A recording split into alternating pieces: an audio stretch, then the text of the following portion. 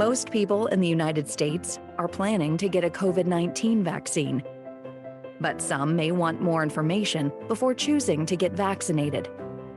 Be prepared to answer questions about how the vaccines are developed and authorized. And remember to emphasize that they are safe and effective. People may have previous experiences that affect their trust and confidence in the health system. As a running back, I took a lot of hits on the field, but I didn't want to get hit by COVID, so I got vaccinated. Don't take the hit. Get vaccinated. I'm getting the vaccine to continue my culture so that I could dance another day. so I don't have to lose another brother. Sleeves up, Nola. Sleeves up, Nola. Sleeves up, Nola.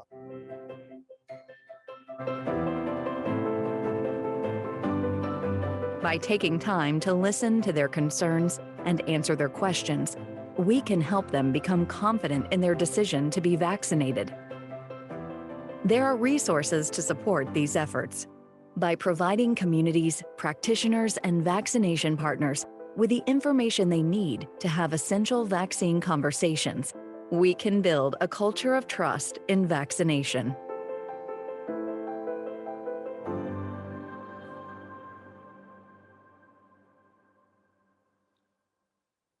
Hello, and welcome to this day one of this extraordinarily important community forum that the CDC is sponsoring. And this session is as important as any on the agenda. Community engagement is a critical component for building vaccine trust and confidence. And as the video clearly lays out, and as every one of you in the audience understands, this issue of trust is an essential rate limiting step as to whether or not people will be excited about and willing to take the COVID vaccines. This town hall discussion will highlight innovative community engagement strategies to build vaccine confidence with various groups and populations, particularly focusing in on communities of color and rural Americans. We hope that our time together, our 90 minutes together, you will learn more about ideas such as what you can do, what you can replicate, maybe even what you shouldn't do, and who you might partner with. Our objectives for this session are that we want to highlight the importance of community engagement to foster trust and vaccine confidence. We also want to dig deep in describing activities that will engage with particular populations, faith-based populations, and as we mentioned, rural and communities of color. And we want to provide lessons learned and promising practices around community engagement strategies and activities. As I mentioned, my name is Reed Tuckson. I am coming to this work with great enthusiasm and past history led by my effort and privilege to being the Commissioner of Public Health in the District of Columbia during the height of the AIDS epidemic in the 1980s. During that time, I learned indelibly in my mind and my professional experience the importance of community-based grassroots efforts being mounted to marry with and partner collaboratively with those of federal, state, and local government. That the community infrastructure itself is a critical rate-limiting step as to whether we would be successful at getting to change the culture of community, to change the environment to support community-based efforts. It was amazing to me back in the 80s, that the single hardest barrier, perhaps in many ways to overcome in the Black community was the horrible Tuskegee syphilis experiment. That lived indelibly in the minds of so many people in our community and made it very difficult to gain the trust needed to encourage the community to partner with us and implement recommended and science-based strategies. Amazingly, 40 years later, with this pandemic, same thing, same place, this notion of the distrust from Tuskegee and other concomitant social insults that have occurred in the normal life of African Americans as one segment of our overall population. And so I was lucky enough to create something called the Black Coalition Against COVID, which started out in DC, and we engaged grassroots community leaders from the faith community, returning incarcerated citizens, the advocates for that population, for organized labor, for our musicians, visual artists, poets. We engaged all kinds of constituencies, youth constituencies around the city, moving people together as an army to be able to have influencers of who are trusted and are of and from the community itself, be able to take the messages and translate it into ways that would penetrate through to these subpopulations and in a way that would allow more acceptability and gain more confidence that the messages made sense. We have been encouraged by that work, so much so that we've expanded it to include now a national effort that involves the 4 historically Black medical colleges, Howard, Meharry, Morehouse, and Charles Drew, the National Medical Association, the National Black Nurses Association, taking the organized leadership of the Black health community as trusted voices, voices that have had a historical mission of being able to provide health services to their populations, even in times of great struggle and against great odds. We have learned that those voices are trusted and listened to. And so we married those voices with community-based efforts like the National Urban League and used the social media website, blackdoctor.org, as a vehicle to carry our messages deeply into communities across the nation. And so I'm very excited by this topic of community engagement that can then foster trust and begin to encourage people to be able to listen to the messages. And so we will learn now more about these kinds of efforts from 4 outstanding panelists. And we will get into that space in just a moment. But first, we have a poll question that is going to pop up. And we really would appreciate our audience if you would respond to that. So can we pop that poll question up? There it is. Let's take 30 seconds or so and see what the answers are to this question.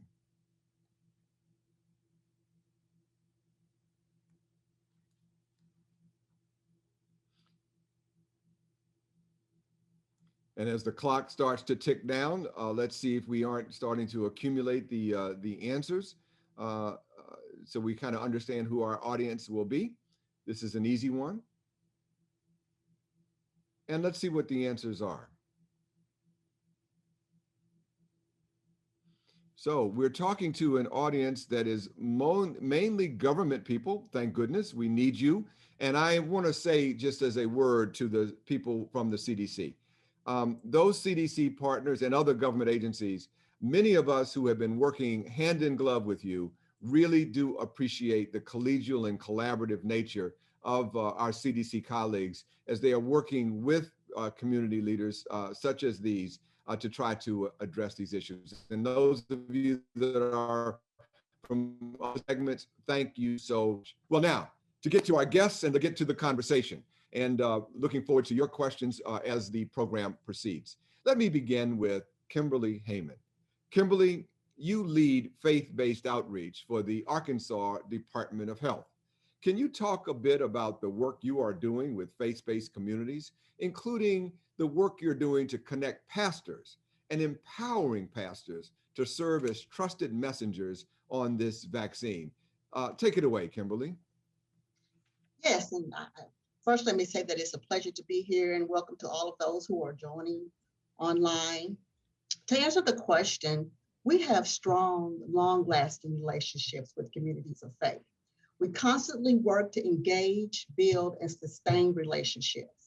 Pastors and faith leaders have firsthand knowledge of what is affecting their communities, and as you said, are trusted messengers. I want to point out that the relationships are reciprocal. Each of us has something to bring. So faith communities can turn to us when they need our help, and we, the Department of Health, can turn to the faith community when we need their help. And because of these relationships, when the coronavirus struck, we were able to all pull together in this crisis. Our faith communities have been involved from the onset of the pandemic. Pastors, faith leaders, and their congregants were a part of our boots on the ground people at our COVID-19 community testing sites. And many places of worship even hosted testing sites. They volunteered to hand out lunches, bottled water, direct traffic, empty trash, wherever needed. They worked alongside medical professionals and health department staff to help their communities. Through this pandemic, we've worked to keep communities of faith safe and informed, and we're giving them that support by providing them and equipping them with knowledge needed to make informed decisions. Because physical access is limited, and in efforts to ensure that these connections are ongoing, we take advantage of virtual platforms like Zoom, Microsoft Teams, Facebook Live. These are awesome interactive tools that allow dialogue. I love that part about them. They allow dialogue. And we use these formats to bring educational presentations to communities of faith on things such as virus transmission, symptoms and testing, the vaccine, and our guidelines for places of worship. Some of our best insights have come from the conversations through these presentations with pastors and faith leaders and congregants. Our COVID-19 webinar for places of worship was developed with input from our pastors and faith leaders, and it addresses questions and concerns that are impacting them, things such as treatments, immunity after infection, the wearing of masks, and the vaccine. Many places of worship have local, regional, or state meetings utilizing these same formats that I just mentioned. So we accept invites to speak at these meetings, as well as we look for opportunities to educate at these meetings, not just on COVID transmission and the vaccine, but also on other health issues or concerns affecting the community, such as this past year, we did some education on just getting your flu vaccination, because we didn't know what could happen if the flu and the coronavirus collided. So things such as that. And for those pastors and faith leaders who may be a bit uncomfortable with the technology and they prefer to use just the basic phone, no worries. freeconferencecall.com, y'all. We use the phone. You can still engage people on the phone. Our Arkansas COVID Survivors Network, which meets monthly, is a collaborative partnership between the faith community and the health department. It's an interfaith network made up of pastors and faith leaders who have been infected with or impacted by the virus. It is an opportunity for us at the health department to listen to the faith community's concerns, to better understand those concerns and support and respond to their needs.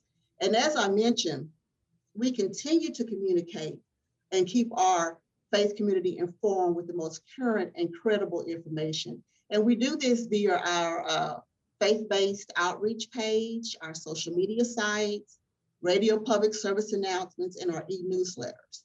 So when the vaccine began to roll out at the end of last year, the bonds were in place. Pastors and faith leaders, these trusted community messengers, were empowered and poised not only to receive the vaccine, but to promote it and encourage vaccination in their communities. They are leading by example, helping their communities uptake the vaccine.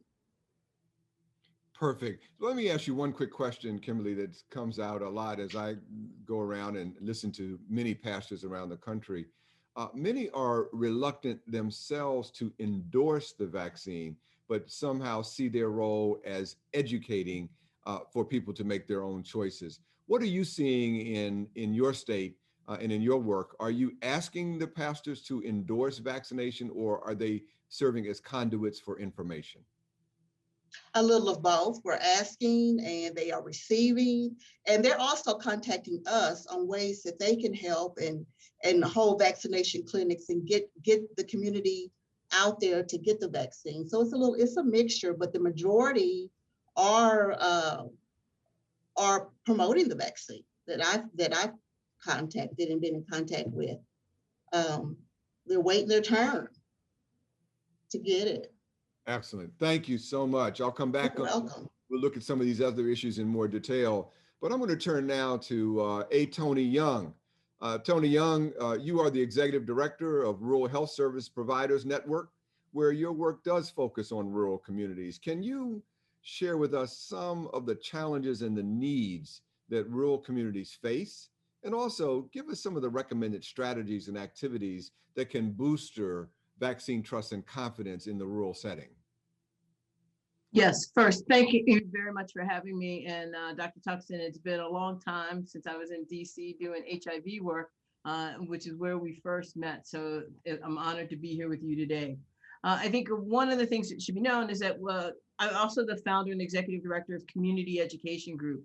And what happened is that the COVID pandemic hit, and myself and my colleague, Gabe Maldonado, out in the Inland Empire in California, we work now, we're no longer doing as much work in DC, but in rural West Virginia. We started getting calls from providers that had either needle exchange groups or HIV groups or small mom and pop shops throughout rural communities in the United States. And one of the things that we're trying to figure out is, beyond the PPP resources for their employees, how are they going to get funds out of CMS through the Provider Relief Fund? And one of the things that we realized very early on was that the definition of who a rural health service provider in the minds of many was actually rural health clinics, FQHCs, and the like. So those that may have a CMS number. And I think many people were unaware of the fact that out in the United States, that many, since 2013, over 100 rural hospitals had closed. So one of the first things we started to do is to ask if we could get a $5 billion set aside for rural organizations. That would be so that they would be able to add PPE onto their mobile units if they needed to maybe buy a medical van. Because I think one of the things people don't understand is that there's a broadband deficit across rural communities. So when we see that the scale up of telehealth and telemedicine that's occurred as a result of the pandemic, many of these rural communities don't have access to broadband. So it's impacting education as well as community health outcomes and the like. And the thing that we've been looking at is, how can we get the members of the Congress and others to understand that these rural health service providers are really working at big deficits. So when I think many times public health officials think, well, we put X number of dollars into rural health, the truth is that those resources are going to large clinics, university hospitals, and the like. So we need to really figure out systems where we can build on the back of other types of services, HIV services, harm reduction services in particular, but also substance use disorder services. I think that we have to figure out new strategic partnerships.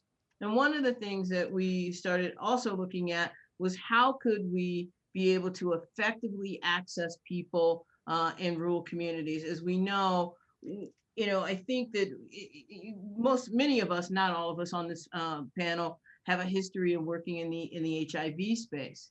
And one of the things that the National HIV/AIDS Strategy tells us is that none of us can do this alone. So we need community partners, academic partners, health departments, faith partners, and more in order to accomplish this. But I think that we can also be very honest and transparent with some of the challenges that we're going to have in what I call red states and what we're going to have in rural communities. So I don't know if we need to have more of a vaccine preparedness program than we do right now, particularly that is going to attract rural and southern communities to understand and be aware of a vaccine. I think you mentioned Tuskegee earlier.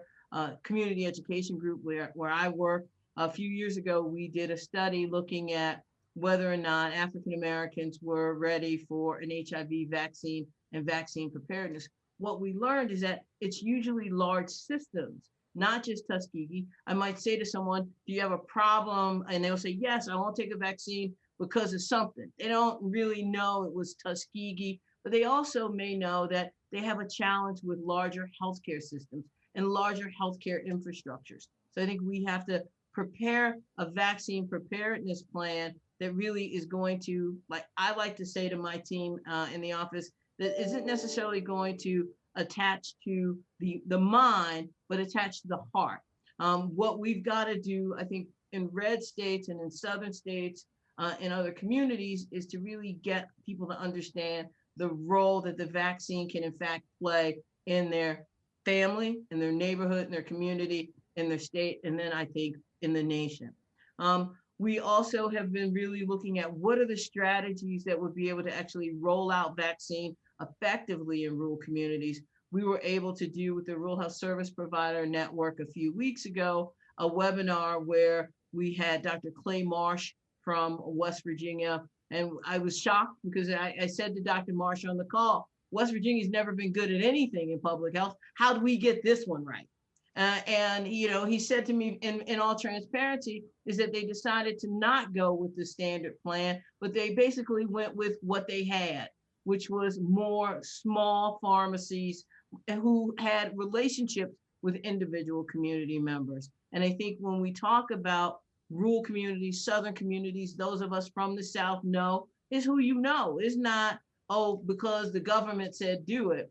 I think what we've also looked at is where and how would people who have transportation issues, broadband issues, broadband connectivity issues, how would they be able to access the vaccine, but also access education? And it might sound crazy to many of the people out there, but here's my master plan that no one's bought into yet, but I've got a master plan. And the master plan is Dollar General. I know everybody's now really shaking their head out there. What's Dollar General got to do with the COVID? Well, I'm going to tell you.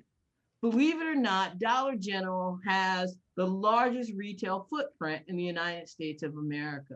I know that currently we're looking at rolling out vaccine product to large pharmacies like CVS, Walgreens, et cetera. But the truth is that many people in rural America still won't have access to those big box stores. But if we would be able to partner with someone like Dollar General has a pretty amazing business model, which is that you should be able to get in your car and get to one in about 5 to 10 miles. They also are working on the issue of addressing food insecurity with our food deserts in rural communities. But if you look at a map of where the Dollar Generals are, they're in every state except for 4. So if we could use them as places where folks could register for vaccine, do that in a partnership with FEMA, do that in a partnership with retired nurses and others, but also do it in partnership with local and county health departments. I think that what we are going to really have to do is figure out how we're going to do this grunt work.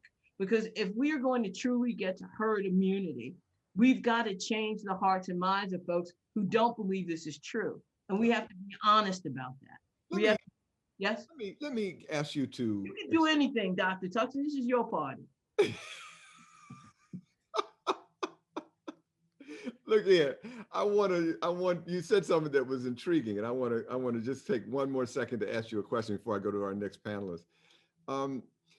What is, do you think, the difference between when it comes to the trust issue of wanting to accept a vaccine? Not worried yet for the moment about standing up administration sites, but for the trust to accept.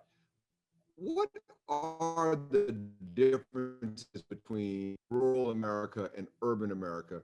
One of the things is that, and what I'm sort of getting at is that in the pandemic world, distance and space don't matter as much because we are online. Now, it may be that you'll come back and, as you teed up, saying that the broadband connectivity isn't as good.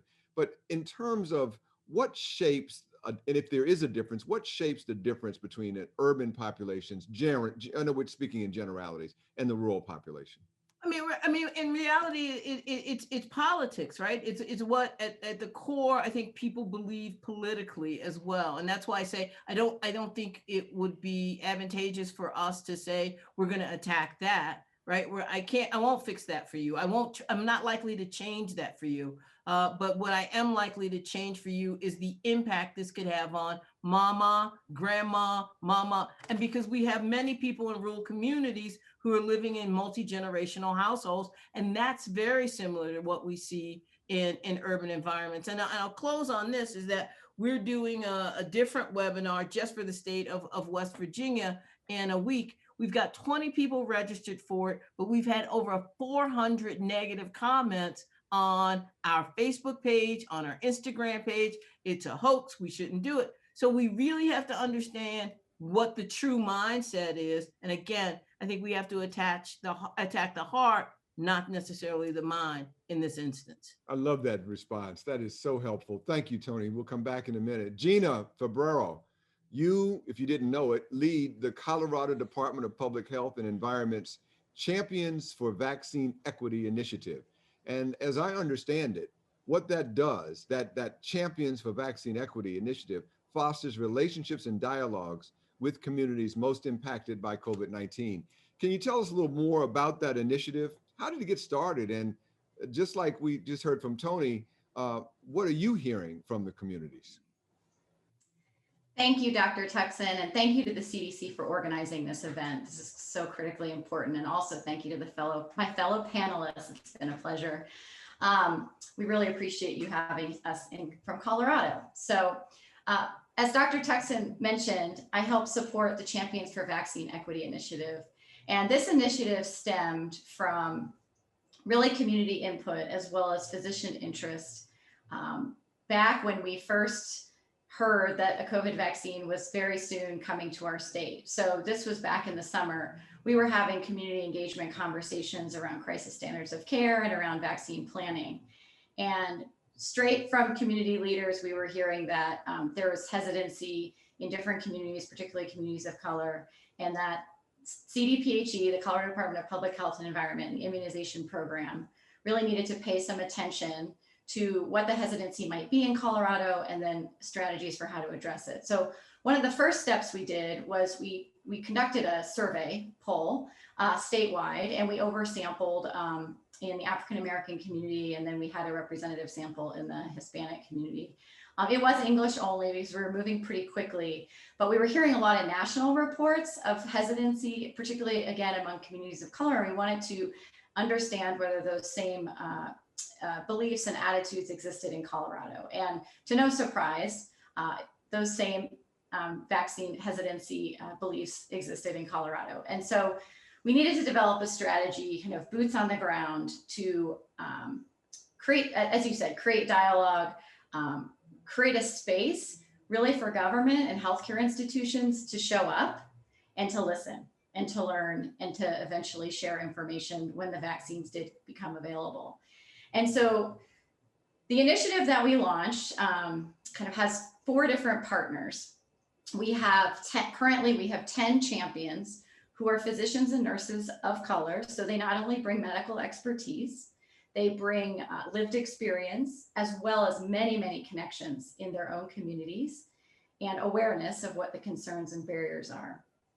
We work very closely with community-based organizations, schools, and employers, depending on kind of what phased allocation plan we are in at that point in time. And we then work with the community-based organizations and the physician champions and nurse champions to host workshops, basically to create dialogue, and as well as to do vaccine education. And so the people who attend those workshops are a variety of different participants. Sometimes it's community members, sometimes it is providers from different areas, whether that's human service providers, people working with individuals who are homeless, people who are crisis counselors.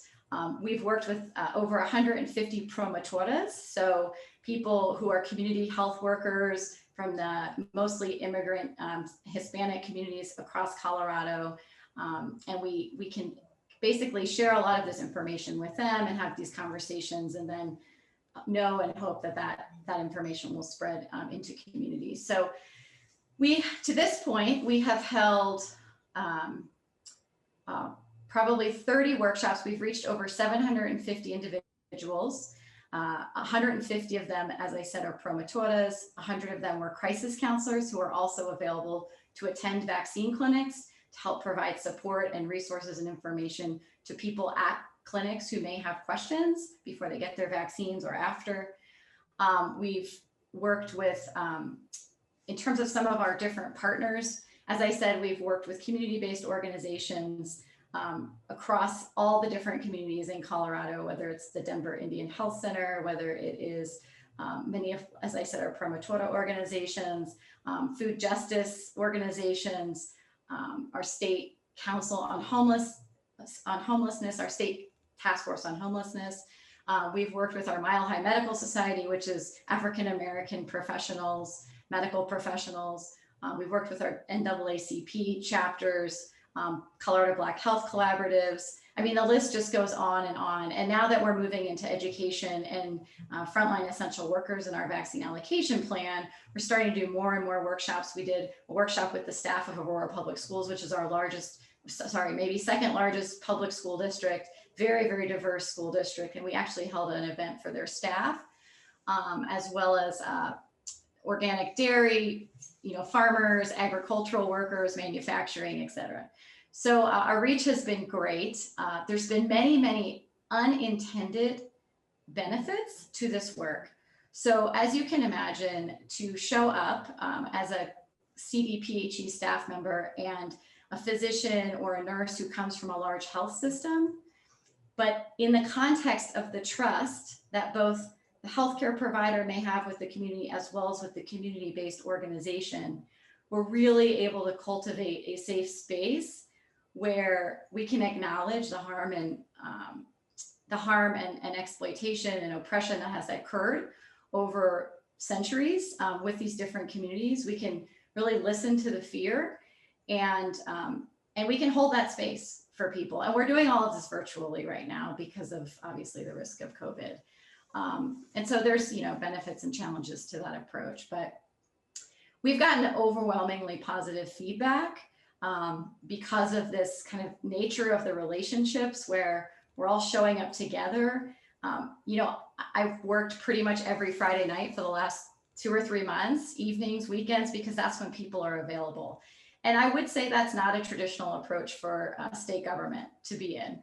And I think was it Kim said earlier, we just need to do what it takes, all hands on deck here. And I feel like this initiative has really allowed us to show up in partnership and provide some much needed support and ultimately vaccine education to help dispel some of the misinformation and disinformation that is being put out in communities. So I think I'll stop there. Great. Let me follow up with one question.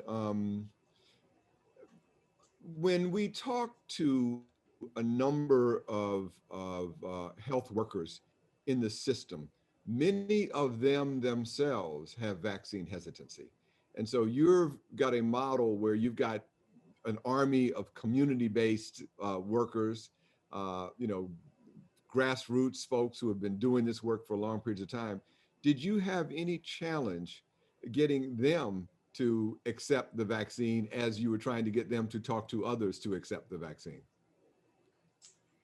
It's an excellent question. So our champions for the champions themselves, so the 10 physicians and nurses who are people of color, they were referred to me or they came to me. So they found me because they felt that this was one of the most important contributions that they could make kind of in their work, in their communities.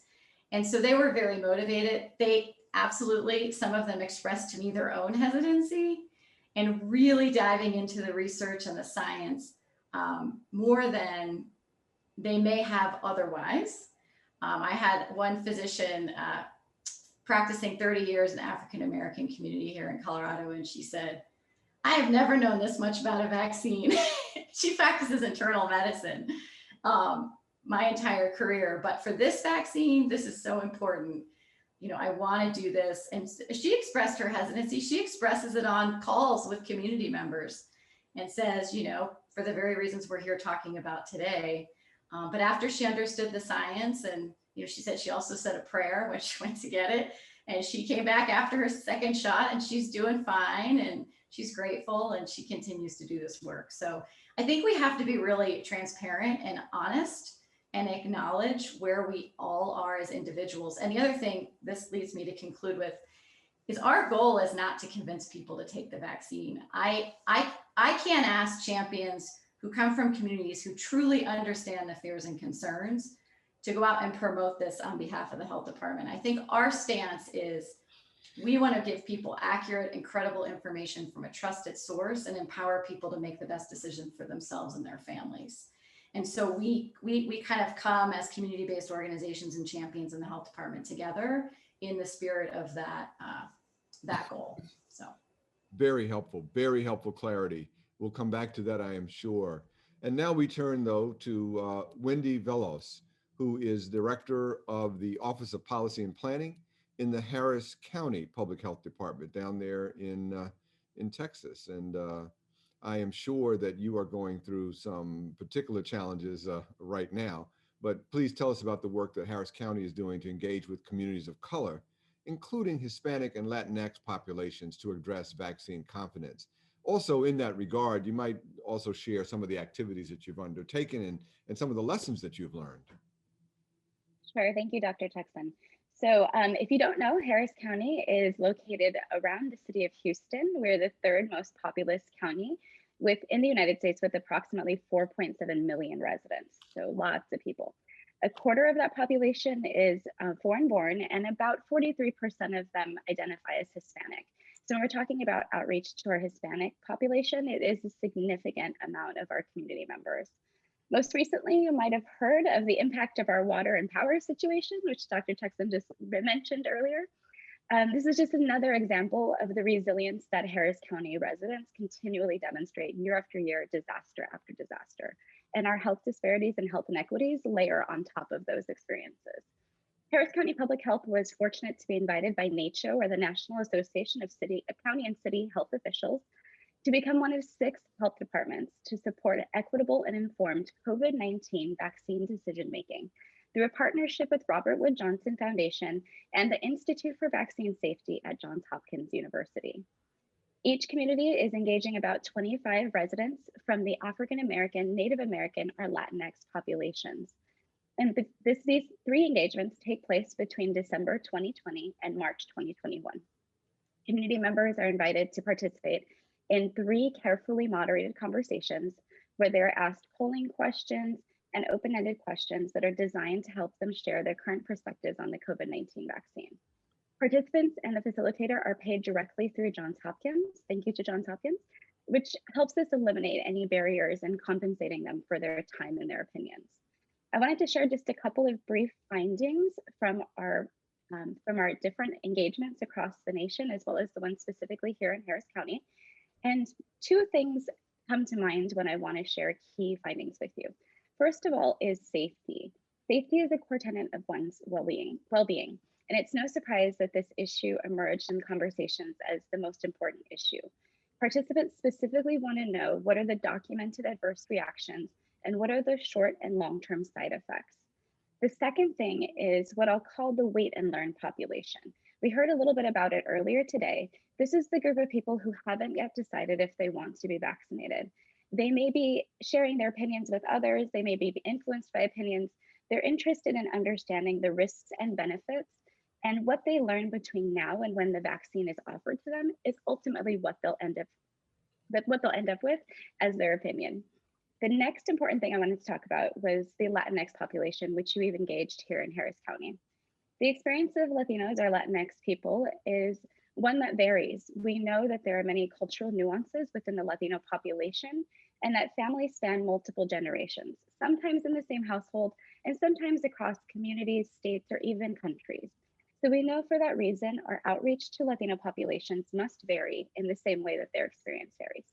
Members of our community are worried about what's happening here in Harris County, as well as what's happening in locations around the nation. Some of those communities they're worried about might actually be yours and where you're joining us from today.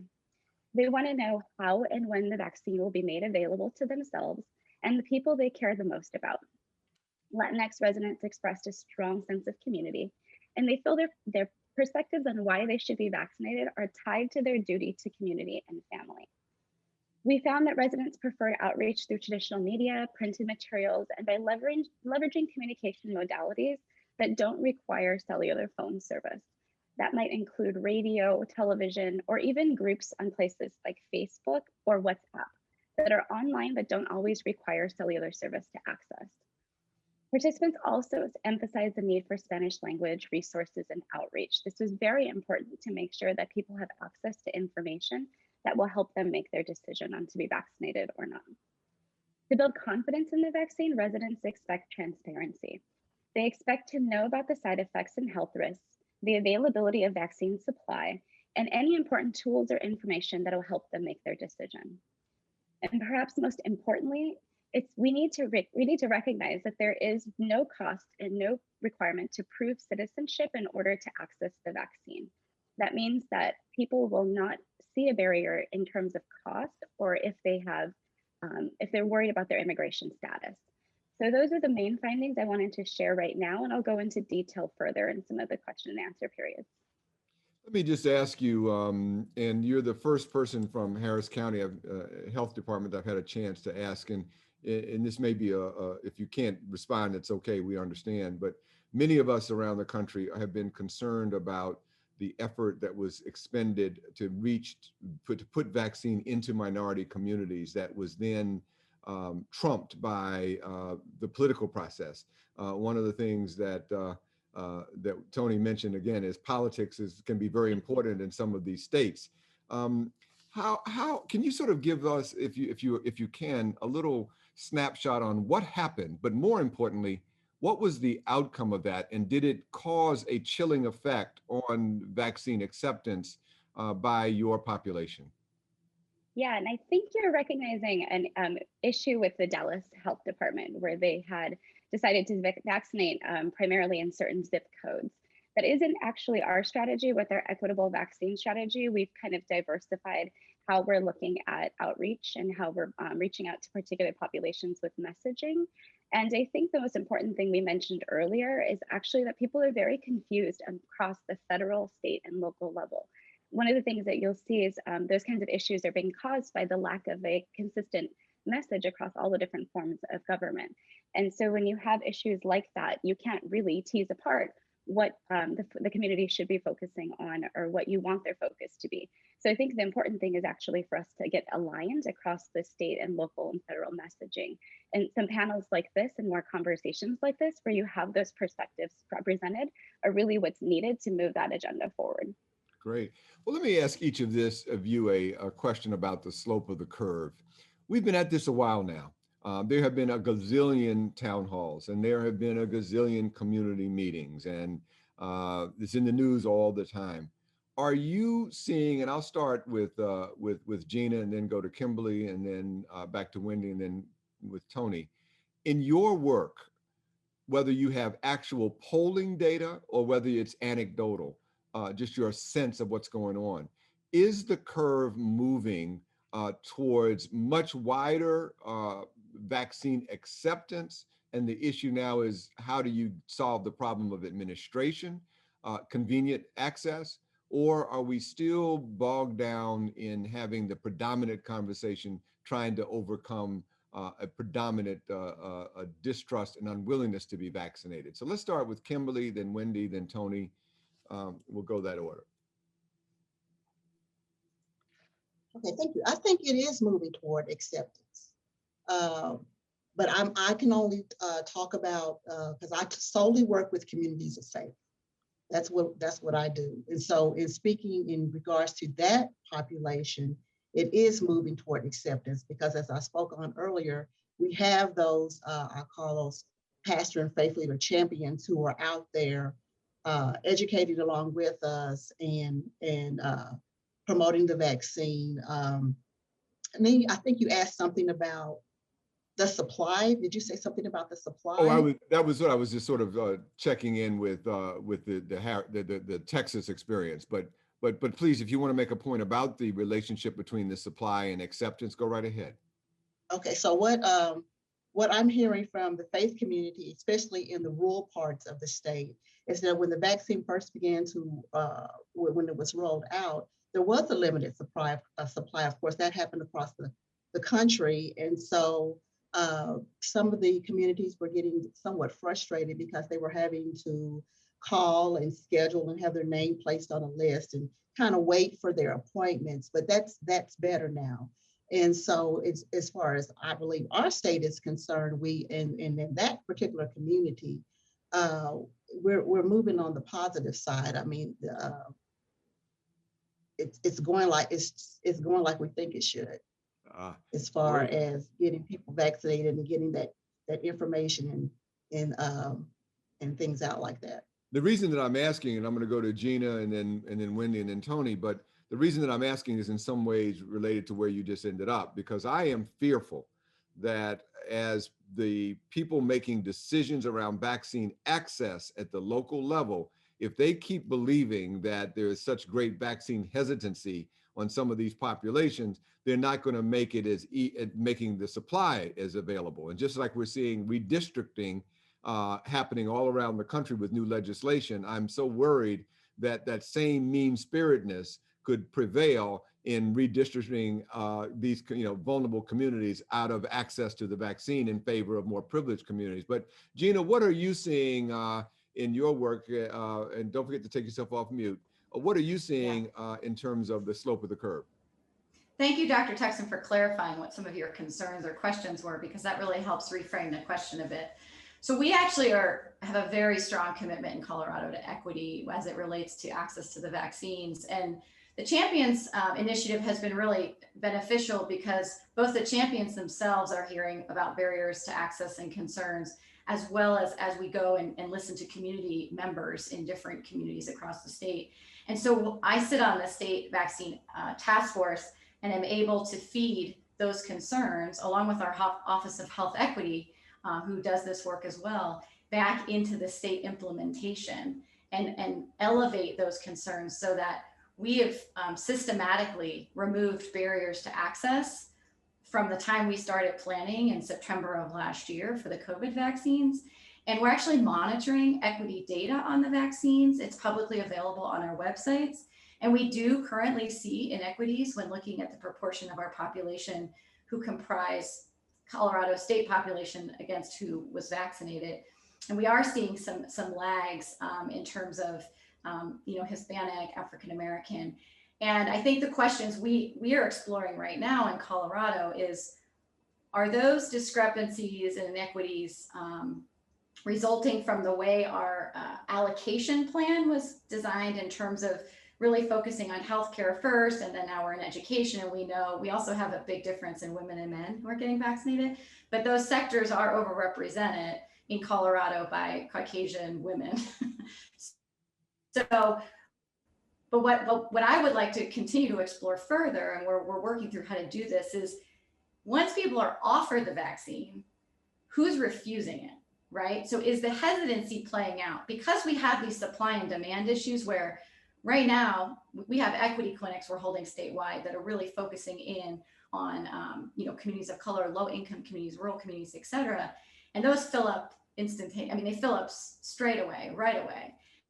And so there's such demand right now that I think we're not really going to see the hesitancy kind of rearing its true self until we get a little further along in our dissemination process and the demand starts to kind of lessen a little bit. So I feel like we're in this space where we don't really fully understand who's actually been offered the vaccine and who's turned it down versus who just can't maybe get it or isn't eligible yet to get it. Does that make sense? That's a very good response. Wendy, what do you think?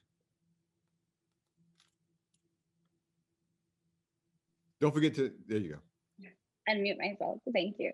Well, I think public health has a significant role to play in making sure that people can access accurate and updated information and also understand how they can and when they can access the vaccine. So local public health, we like to say, is where the rubber meets the road. We are the ones making those kinds of decisions and having to navigate those tricky supply issues that come up.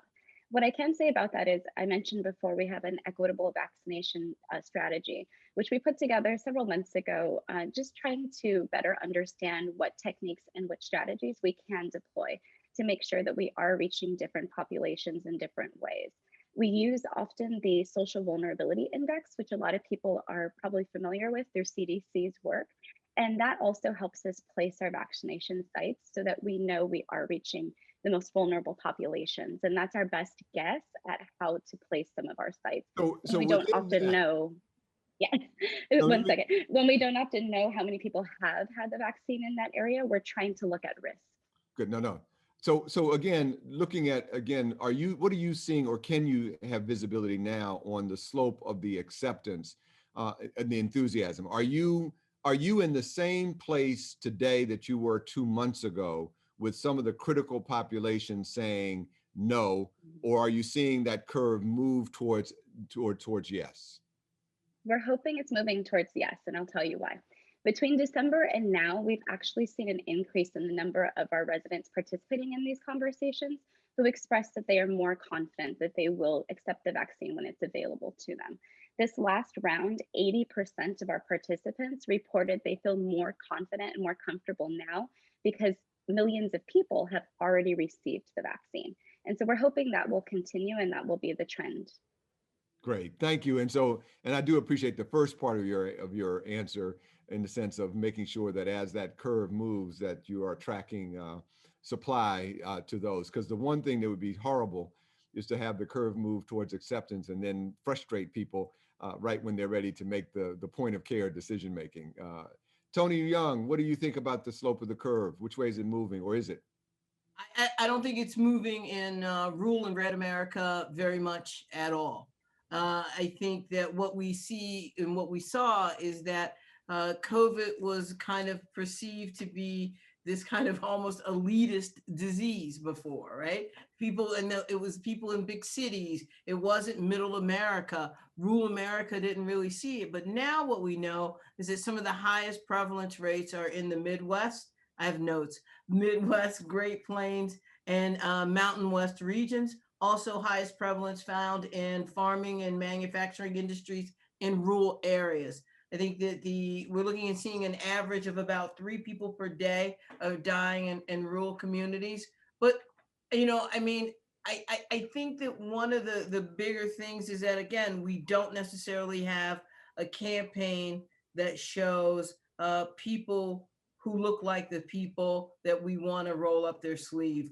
The plan, I think, for many people in their mind was that once we heard that there was a vaccine and once there was a vaccine available, that the light switch would be on and people would run toward the vaccine and hallelujah, hallelujah, we can save everybody from the COVID. And the reality is that that's just not what's going to happen. A lot of people don't want the COVID vaccine. I was fortunate to get into a clinical trial, but I think that what we have to really do is to figure out what the politics of this are going to really resonate with individuals about not them, but about going back to work. You need a vaccine to go back to work. Help people understand how this will help their co-workers, how this will help them get back to work sooner, how this will help them with their families. And I think, again, we need to have some sort of vaccine preparedness campaign. I mean, CDC has the, I think it's the Let's Stay Together or Let's Come Together HIV campaign, which shows a person living with HIV and somebody who's in their support system. I think we need to see a similar campaign in rural communities of someone who's been vaccinated, who may be an anti-vaxxer, but did it anyway, and talk to them about why they did it. And I think that will help us get other people to get vaccinated over time. But right now, I think that we're at a stagnant level. And I think it's really, really important that we figure out strategies to get folks vaccinated, because I think the last time I checked, we were at like 7 or 8% of the United States being vaccinated. And and I believe everything Dr. Fauci says, that if we got to get to 70 to 80%, we have a tough road to hoe. Good. Well, we want everyone to learn as much as they can in this next few minutes about what they can do, what they can replicate, maybe what they shouldn't do, but also who they may partner with. So let's start with partnerships. Who would like to sort of start us out on, from your experience, who are, and some of you have mentioned already, so you can get a chance to double down on what you may have said already. Who are your key partners at getting your work done? Who are the ones that have been most important for you? Well, I'll go since my mic is already off. So, one of the things that we've really had to do is really kind of look at who are the impacted folks. So again, food insecurity, looking at those organizations and institutions that have had to double or triple down on their service provision to others. So working with them and saying, how can we work with you to get more resources to you so that you can, I think we don't think about these things, but food banks who you see on the news, they're smaller food banks and community food banks that now have to go to community foundations 3, 4, and 5 times in order to meet their financial needs.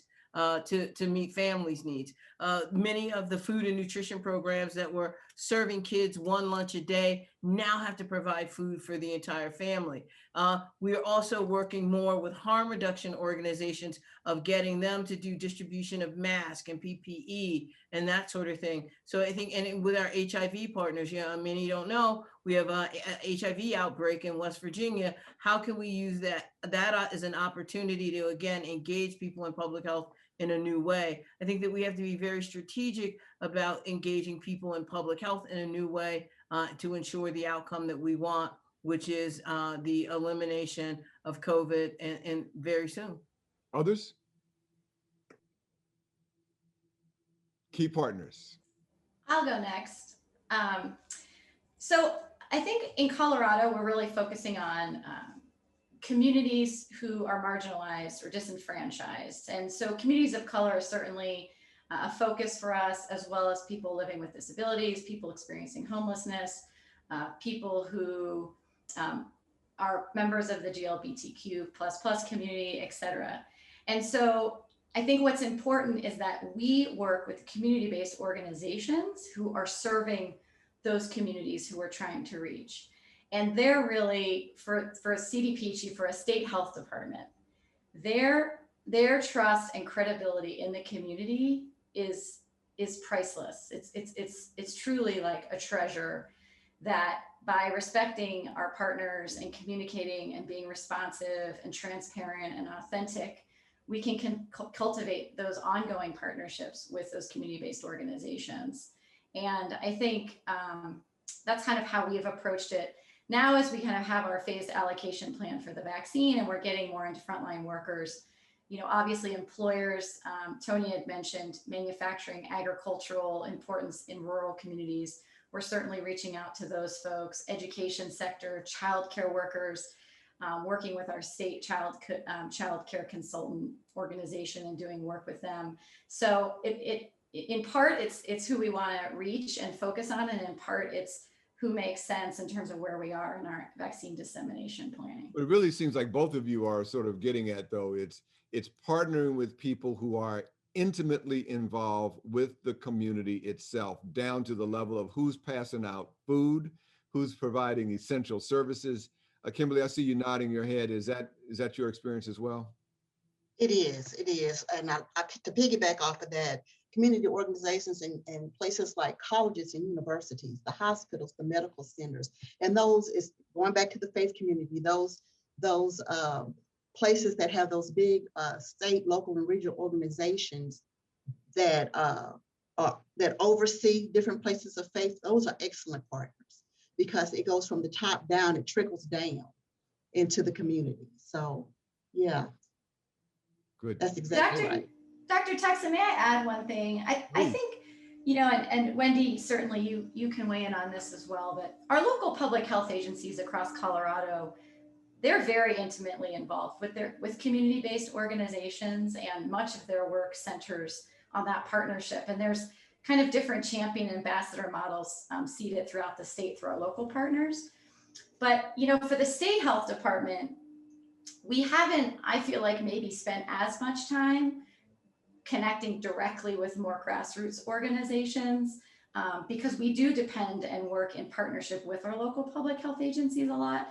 I think because of the nature and importance of this effort, we're all trying to do this work together and in coordination, and we're just doing a lot more of it because it's so very important and critical. So anyway, Since you asked Wendy's point of view, let's ask Wendy. All right, thank you. So I'd agree with all of those partners. I think they're all on our list as well. I'm going to add a few that I didn't hear. One, the community centers, we've had so much input that the natural locations where people are used to going for services or they're used to going for outreach, that those are the places and the spaces that we should be in. So we have some wonderful precinct commissioners who have invited us into their community centers so that we can actually have some of our events there. We've had a lot of work with our area administration on aging, and this has really been crucial to helping us reach the population in 1B. There's also grocery stores, local grocery stores like our HEB, who have been wonderful partners in thinking through on a policy level or on a big scale, how do we ramp up the access points across the community? And then lastly, I'll reinforce the houses of worship. I think that faith partners are indeed the answer that we've heard a lot of not only access, but trust can be built through those partners.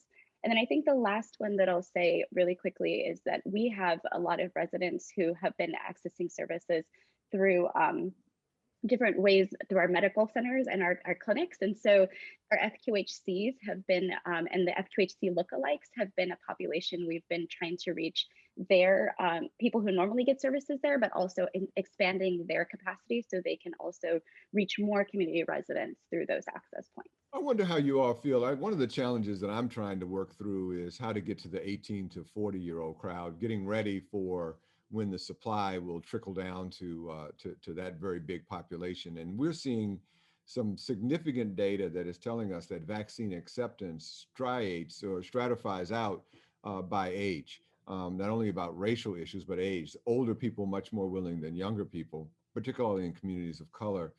Are you all seeing anything that excites you at being able to reach the 18 to 40 crowd? I'm excited, so I'll jump in.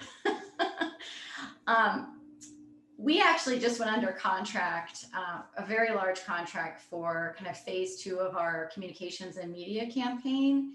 And it will involve digital influencers and really focusing on harder to reach communities in both kind of the messaging and then the methods of how we connect with different people around the vaccines. And there will be a very significant social media platform. And I think that's where a lot of 18 to 40-year-olds spend some of their time and get their information in many cases. So I'm really excited about that. We're launching it in mid-March. So right now it's kind of the research and development phase.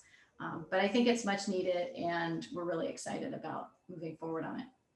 Anybody else have anything that interests them on this? Yeah, Wendy. Yeah, and so I will jump on the new media train. I think that social media is definitely part of the answer to reaching that population. And one of the places that people might not be looking is a new app called Clubhouse, which is actually a series of discussion rooms. If you think of a live podcast meets an AOL chat room, that's what the platform is about. And there are a lot of conversations taking place on Clubhouse about the vaccine. And that very number of people between about 18 to 50-year-olds are pretty much who's on that platform. So if you haven't looked or explored that for a discussion about vaccine, that might be something you could be interested in. Thank you. What's the name? Say it one more time. What's the name of it? It's called Clubhouse, and it's currently only available on Apple products, your iPad, your iPhone. But eventually, we hope they'll be available for Android users as well. Tony Young, I want to wonder, are you going to wind up being in common partnership with the country and music stars? And are we going to start hearing you play different music than you normally play? You don't out me. You don't know what I do. So you don't know what I do at home. But yeah, I think we are. We've actually recently reached out to Jennifer Gardner, who is actually born and raised in West Virginia. And we are reaching out to a couple of other stars from Grand Ole Opry to potentially do a campaign for us. But we've reached out to the folks at Force Marsh Group, which is, I think, has received a large campaign dollars to do social marketing and media for HHS under COVID, to specifically try to support them on that ban of rural America. But we're also launching a new product, hopefully in the next 90 days, called Black and Red, which will be a podcast series along with other social media about Black people in red states on HIV, COVID, politics, policies, because I think that they're all related. It's so interrelated in this space, particularly for Black folk in rural communities, which people think aren't there. But I think we also really want to look at how do we work on what I call the 3 C's to address convenience of accessing a vaccine, the complacency of some people, whether that's driven by political views or not, and their competency. Do they really understand, and are they really aware of what a vaccine is and how it can benefit them? So those are our goals with our media campaigns going forward. Gina wants us to get down with hip hop. I see she's put a chat in there for everyone. So thank you. That's Gina. all Marlene McNeese Ward, no longer Ward, but Marlene McNeese in Houston, who does the largest and best HIV hip hop event in the United States. So just putting in a plug, and they're in Houston. So I'm just putting in a plug for them. All right. Let me ask you all, if you had a time machine and you could go back 2 months, 3 months from today, you could go back. So knowing everything you know now, you could go back 3 months. What would you do differently, or what would you do the same? That the gamble that you played that paid off, or something you just plain old missed and now you're scrambling to get it done. And I'm gonna go again across my screen to Gina, Kim, Wendy, and then Tony. Well, we started our Champions for Vaccine Equity initiative as a pilot. So we had 5 physicians and nurses, and we started working with some existing advisory groups because they already are kind of working in partnership with state agencies, and we went to their meetings and kind of talked about this idea. And we didn't know if this was a strategy that was going to work, if it was going to gain momentum, if there was going to be interest. And the requests started flooding in, additional champions started coming to us saying we want to be part of this. And it really, really took off. The media took hold of it. And so by January, we institutionalized it as an ongoing strategy for the immunization branch, not only related to COVID vaccine, but also related to flu and other vaccines in the future. So I'd say, I think we could be probably more strategic with our resources. We're right now working in reaction mode. So it's like we just are keeping up with requests. We don't really have the capacity to do strategic outreach to different groups because we're just trying to kind of meet the current demand. And so I think, it would be great, of course, to always have more resources to do this work. Great, thank you. Kim, Burley? Thinking back, I think I would probably utilize more videos maybe of the local and regional and state people that are recognized in the state of Arkansas and the communities of Arkansas, because we're a state that we like to see each other, we like to hear from each other. And so just having people, that presence of people that are delivering these messages to the community early on, I think would be very helpful. And I think if looking back and going back, that's one of the things that I think we could have put more effort into. I mean, we did it, but it came later. So I'm thinking more at the beginning. Good for you. Wendy? Yeah, I think trying to figure out how to leverage primary healthcare as the vehicle for which people could access the vaccine when it becomes more plentiful, when supply is there.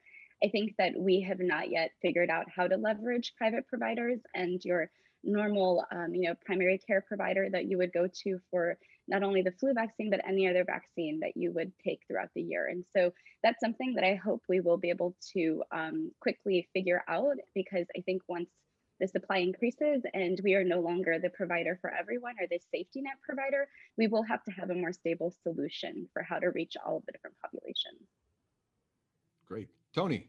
I think if I went back in time, I'd do a couple of things. One, I would have worked with more national organizations that have access to local and county health departments in rural communities. I think when people think of health departments, they often think of large systems. So they think of a New York City or DC health department, or Harris County or Colorado. But most rural health departments are functioning with 3 to 5 staff people who are now dealing with COVID. So I think I would have wanted to work with either a federal partner or a national partner to figure out how to get those folks more resources in state and county health departments that are small in rural communities. I think we're seeing some of the impact of that now by not doing that, where we're seeing ADAP programs, or that's age drug assistance programs, for those of you who don't know that, that are now kind of running a deficit because of the number of people that are unemployed because of COVID and lost their insurance. And now they need HIV medication, and they'll need access to treatment. And again, this issue around broadband, I probably would have pushed the more communications providers to get into the support for rural communities earlier. Good.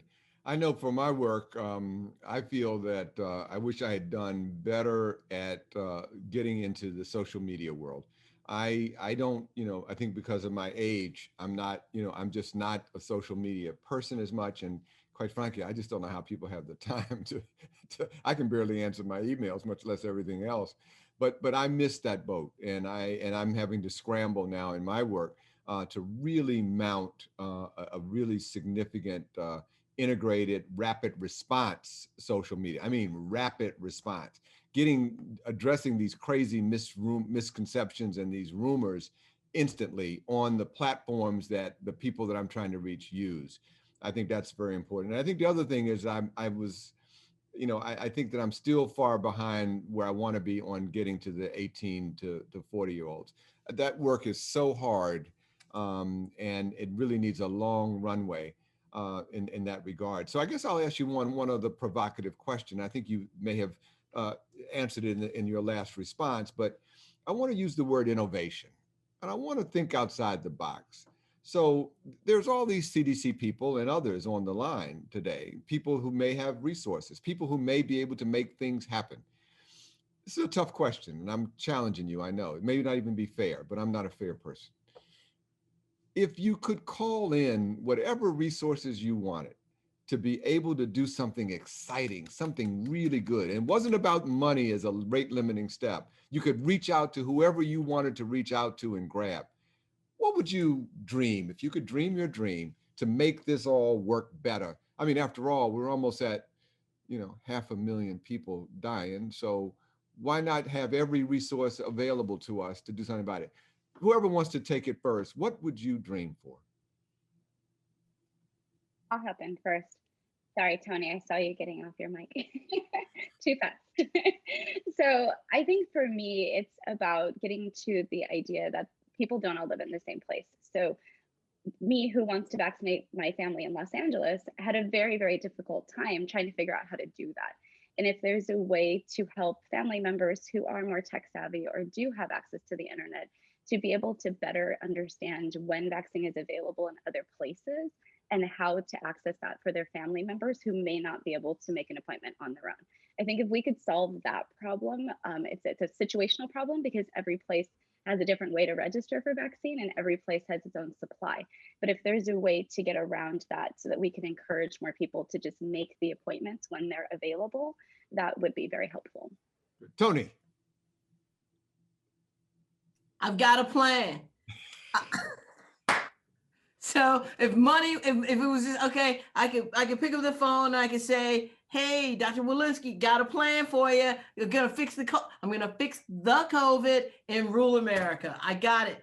First thing I would do is certainly look at, again, partnership with a place like a Dollar General. Again, there's so much data on their website. It's mind-boggling because that is, I think, where we're gonna hit that. We'll be able to get that 40 to 65-year-old band registered and vaccinated. The other thing I would do is use a model that Community Education Group actually developed where we trained and hired individuals who were ex-offenders, substance use disorder, living with HIV to do both the vaccination, recruitment and retention, linkage to care, and then do some micro granting to other organizations to get them to scale up COVID vaccination and testing. And I think that if we could do that and then add into that, what we really need to do also is to look at broadband as a public health issue, because we say telehealth, I think telehealth has gone up like something like 70 or 80%. But the reality is that many people don't have access to the internet in their own home. So they have to go to another location. And again, believe it or not, Dollar General stores all have Wi-Fi and they all have refrigeration. So I think that there are unique opportunities there, but there are also unique opportunities to train people to do this sort of linkage to care work. So, I've got a one-pager concept note. If anybody wants to pop in, with the email address of who I'm supposed to drop it to, we're on top of it.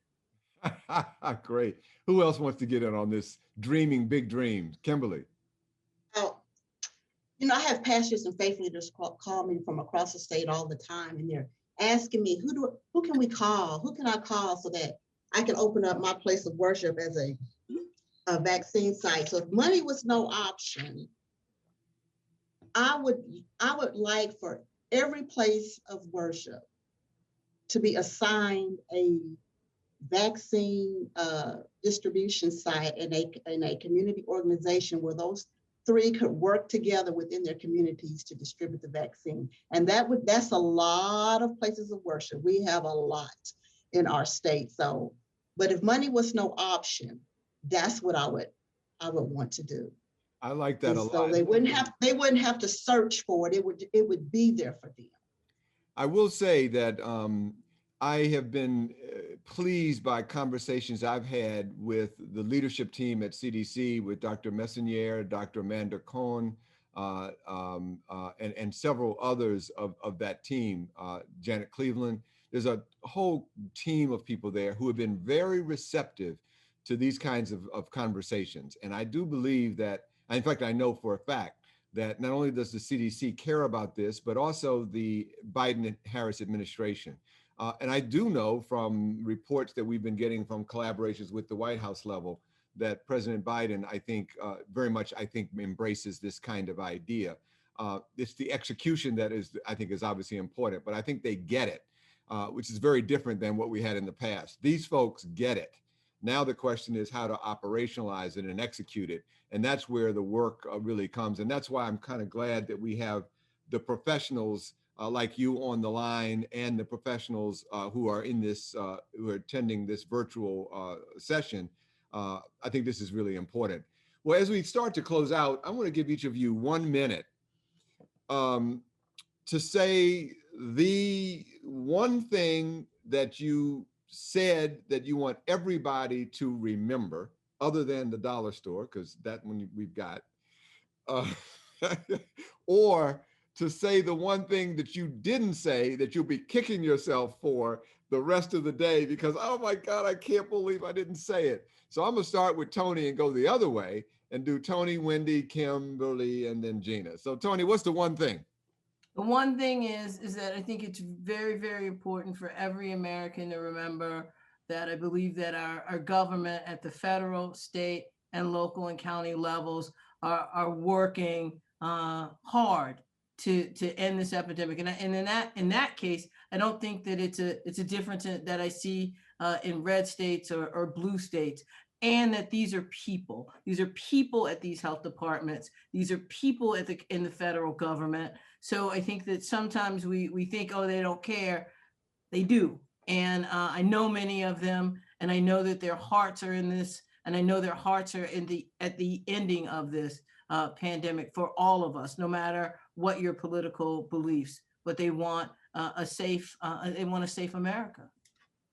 Beautiful. Wendy. I agree. I think public health has taken quite a beating. We've lost a lot of professionals. We've had people who have had their lives threatened, and we still don't have enough resources for public health. And so I would say the one thing I mentioned earlier is sustainability. Some of these issues need to find more sustainable solutions than the right now. I think Gina mentioned that we're consistently trying to run to catch up. And what we really like to be doing is thinking ahead and planning and knowing that COVID's going to be with us for a while. So how do we make sure that we find semi-sustainable solutions until we get to the next phase of what COVID will bring to our lives? Thank you. Kimberly. You got to get off. Okay, there I go. Okay. Yeah. I think that I want to just stress the importance of that. It's been said, we're all in this together. It's going to take all of us working together. And because of that, we have to keep in mind that we need to engage and build these relationships before a crisis occurs. It's always best to do it before a crisis occurs because it's going to be something else down the road, and we're all going to need to pull together once again. So just keep that in mind, just building those relationships and sustaining those relationships because we're all connected. We're all connected and we all need each other to get through things. Terrific. Gina.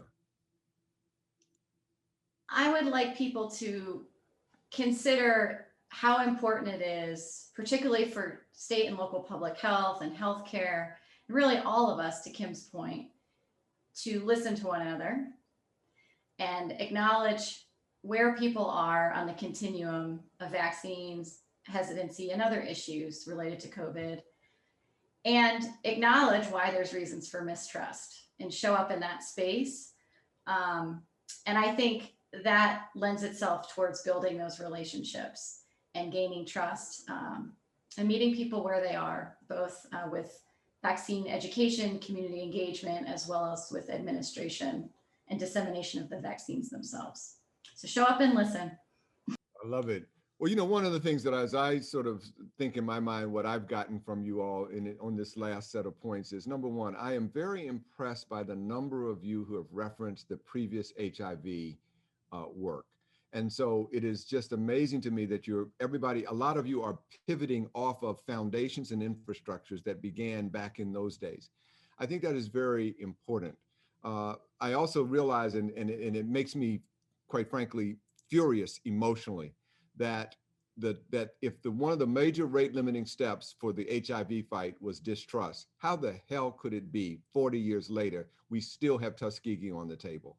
This is a fundamental failure of our entire health enterprise, that our clinical research enterprise, our clinical care delivery enterprise, and our health policy enterprise have failed us miserably if we have not taken these issues away. And I do hope that that one of the at least positives that come out of this pandemic is that we now as a society understand that distrust is not an idle emotion. It leads to death. It leads to misery and suffering. And so when we see thousands and thousands of, I'm just taking one population example, but thousands and thousands of African Americans taking to the city streets to say, my life matters, that's very important, that the health has to understand that that has a blowback onto health. There are so many other examples we can use for the Latino community, for the rural community, but we've got to understand now that we've got to take this issue of distrust off the table. And that's something that all of us in healthcare have to do. The other thing that I think that sort of gets, kind of at that is that we need to make sure that we are building a foundation for the future. Not only because we have another pandemic or something coming down the road, because the interrelationship between human beings and the animal world are increasingly more intense as populations come together with animals because of global warming, because of urbanization around the world. These things are inevitable. But we also have to go back and fight the diabetes fight, the heart disease fight, all the old fights, and they're all based on the same thing. So let's hope that we are creating these relationships, and each of you have expressed it very well, that will sustain us in the days to come, not only for the COVID rest of that fight, but for the next fights coming forward. So I really want to thank each and every one of you as our panelists. You have really, really done a spectacular job. And I know my audience will definitely want to be virtually applauding each of you. And as we end up, we have one more polling question that they're going to throw up. And I'm curious myself what it is. Which strategy have you relied on most to engage your community to build COVID-19 vaccine trust and confidence? And as the clock ticks inexorably forward, exactly on 3 o'clock, which is a miracle, let's see what the answer was. Tick tock, tick tock. And for the answer. Aha. So 35% collaborating with trusted messengers in communities, 20% creating and sharing community-specific messaging, and a very close tie between empowering vaccine recipients and engaging communities in adapting vaccination sites to meet community needs and working to engage new community partners that have not been traditionally engaged. Well, it sounds like, dear panel, you've had an impact on the audience. Thank you, everyone, and we will see you later. Thanks, CDC. We appreciated the opportunity. Bye-bye. Thank you, Doc.